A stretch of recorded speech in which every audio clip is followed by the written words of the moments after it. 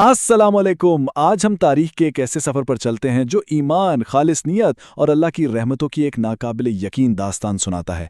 ये कहानी है हज़रत हलीमा सादिया रज़ी अल्लाह अन्हा की और उस एक यतीम बच्चे की, जिसके आने से उनकी पूरी दुनिया ही बदल गई। जरा सोचिए इस बारे में। एक ऐसा बच्चा जिसे हर कोई दुनियावी एतबार से देखकर छोड़ रहा था, मगर फिर एक खातून ने एक फैसला किया और उस एक फैसले ने सब कुछ बदल दिया। तो आइए देखते हैं कि यह हैरतअंगेज वाकया आखिर पेश कैसे आया। अच्छा, तो कहानी को समझने के लिए पहले थोड़ा सा उस वक्त के हालात को जान लेते हैं।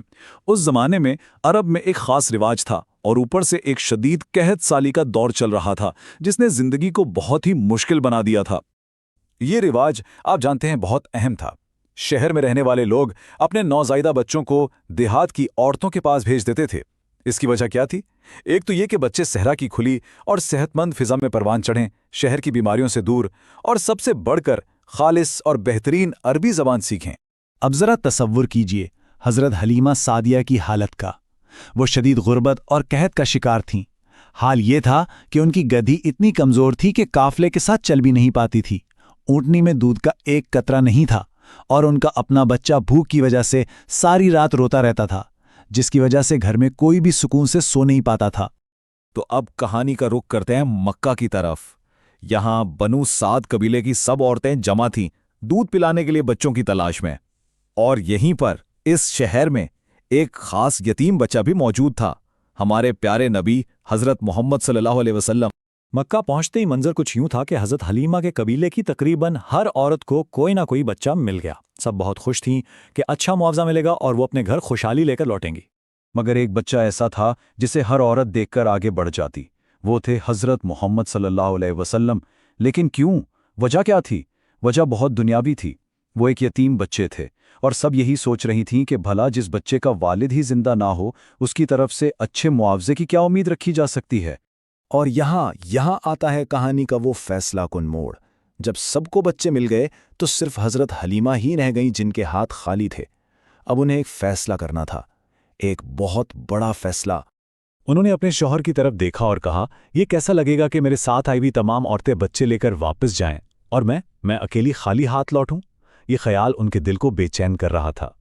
तो बात समझने की ये है कि यहाँ कोई दुनियावी लालच नहीं था, कोई बड़े इनाम की उम्मीद नहीं थी।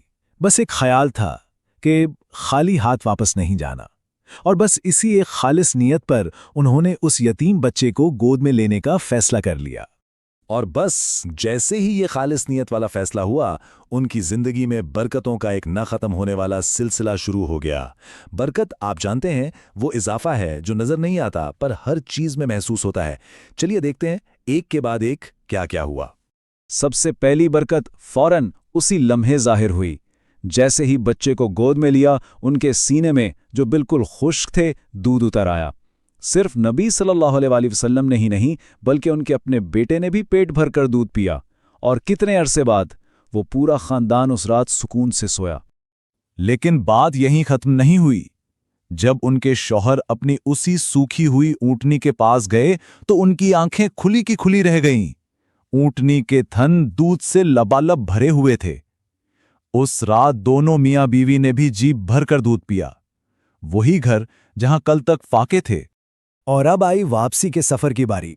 जरा देखिए, वही कमजोर गधी जो आते हुए सबसे पीछे रह जाती थी, अब उसकी रफ्तार का ये आलम था कि वो काफले के सबसे तेज गधों को भी पीछे छोड़कर सबसे आगे चल रही थी। सब लोग हैरान थे कि आखिर ये हो क्या रहा है। जब वो अपने इलाके वापस पहुंचे तो बरकत का एक नया ही अंदाज देखने को मिला। कहत की वजह से जमीन तो बिल्कुल बंजर थी, तो जब दूसरे लोगों के जानवर चढ़ने जाते तो बेचारे शाम को भूखे पेट ही वापस आ जाते। लेकिन हज़रत हलीमा की बकरियां जब वापस आतीं तो उनके थन दूध से भरे होते थे। ये एक ऐसी खुली निशानी थी कि दूसरे लोग अपने चरवाहों से कहते, भाई तुम भी अपनी बकरियां वहीं ले जाओ जहां हलीमा की बकरियां चरती हैं। मगर फायदा तो वहीं होना था ना, जिस घर में वो बरकत वाला बच्चा था। और ये बरकतों का सिलसिला चलता रहा पूरे 2 साल तक। इस दौरान हमारे नबी सल्लल्लाहु अलैहि वसल्लम की नशोनुमा भी आम बच्चों से कहीं ज्यादा बेहतर और तेज थी। माशाअल्लाह, वो बहुत जल्द एक सेहतमंद और मजबूत बच्चे बन गए। अब 2 साल पूरे हो गए थे, लेकिन हजरत हलीमा का दिल ही नहीं मान रहा था कि इस रहमत को, इस बरकत को खुद से जुदा कर दें।